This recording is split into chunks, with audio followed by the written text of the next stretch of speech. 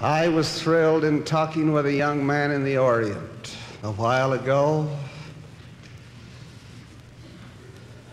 He was having a bit of a rough time. He wasn't a great scholar, but he got on his knees and pleaded with the Lord, and he looked me in the eye and he said, "I'll do it, I'll make it." And I had a letter from him the other day in which he said, "I think I've made it." He has been the means of bringing 6 people into the church since I talked with him. And on the same day that I talked with him, I talked with a wonderful young man of great capacity and real intelligence and great scholarship who failed,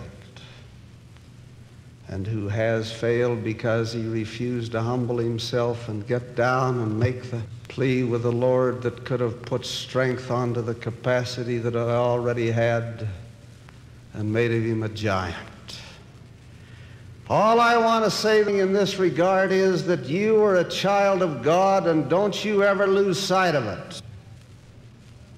And the Lord has planted within your head and within your heart the capacity to do worthwhile things. You won't appear on a television show, all of you. And you won't graduate with honors in engineering, all of you.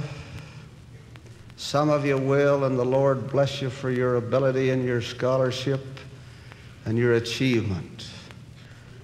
But there isn't a man among you here who can't do good and worthwhile things. We had a boy in one of the California missions who was sent home sick. And he came in and he said, "My mission's a failure." And I said, "How do you know?" And he said, "Well, I've come home sick." Well, I said, "Let's get you on your feet again. Maybe you can try again." And he went to the doctor, and the doctor worked him over for about 3 months, and it was a dismal prospect.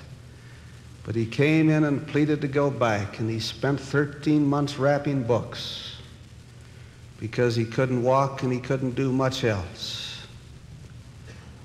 And I was there in the office to say goodbye to him when he came home, and sat with him while he tallied up his achievement. He'd brought into the church in 13 months 32 converts.